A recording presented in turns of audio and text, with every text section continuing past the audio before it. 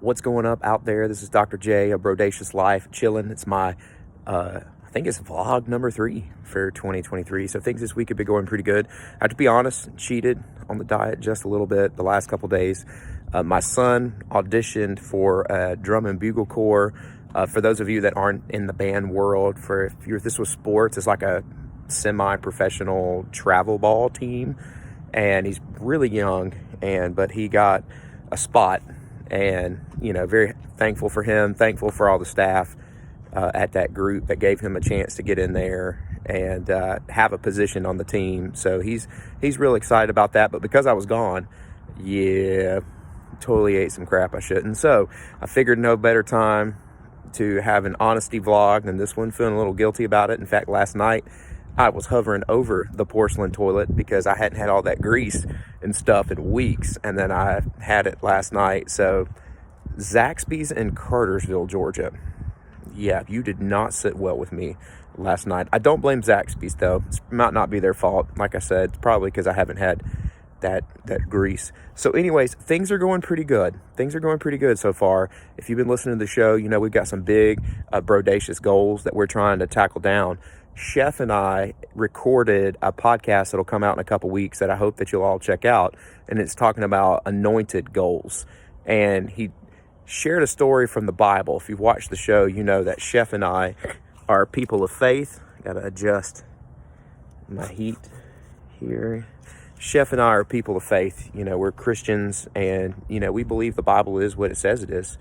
But there's a story in there about King David, but long before he was a king, he was just a little boy, and the Philistines were this like evil empire trying to take over God's chosen people. And David came, and there was this 10-foot Philistine. His name was Goliath, and nobody would fight him, and he was like a giant, and he was challenging everyone in the king's armies to just sort of fight him. Well, nobody would fight this dude, and little King David, who was just a boy, little David, who wasn't yet a king, was just a boy.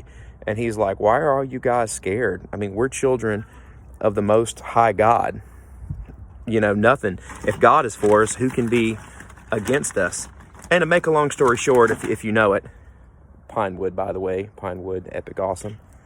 Let you see a little bit of that goodness. It's all about where you place it, by the way. I like to place one over the flame, and then I'll place one usually back just a little bit, so it'll simmer just a little bit longer. Anyways, so to make a long story short in this, David, when nobody else in the army, like nobody, not any of the soldiers, just a little shepherd boy or whatever he was like, I'll take him. So anyways, to make a long story short, boy David, who wasn't yet a king, went out there, got a slingshot with some rocks, threw it, pelted Goliath in the face, took down the giant. God's chosen people saved. So there's a lot to take out of that story, and I won't go into it on this vlog because I hope you'll check out the episode. But we talk about how that compares to our goals for this year, because God's called us all to do something. And if you're listening to this vlog right now, man, you have a destiny and a purpose. You are not some random act of nature that you just happen to be here. Like if you're walking the face of the earth, no matter how bad you failed, you're not defined by your failures, or God would have already taken you. If you're here, there's a reason that you are here.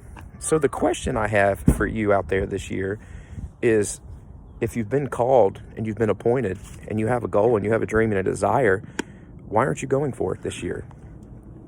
It's going into February now, mid-January at the time I'm recording this, and why not just shoot for your goal? Like, you're destined to do big things. Whatever failure that you've already had doesn't define you.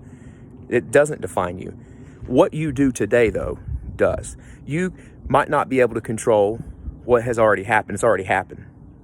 But you can control where you go forward from here. So that's my challenge that I want to give to you. I've had some setbacks this week and made some bad eating choices, but that doesn't define me, because I'm going forward, and I'm moving on. Like, I'm going to accomplish great things because that's what God has in store for me. So,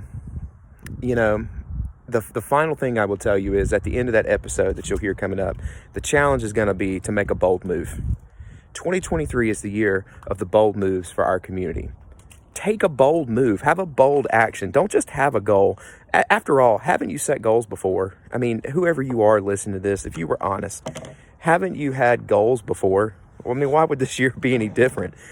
Maybe you just never accomplished those great things because while you had goals, you never had the balls to make a bold move for it. And yeah, I said it. Sometimes you just got to have balls and you just got to go for it. So I've got some bold moves that I'm going to take this year. I'm going for it. It's not even I'm going to. It's I'm just one close away from it. So what are you going to do? What's your bold move? Or will you just swim in a sea of mediocrity?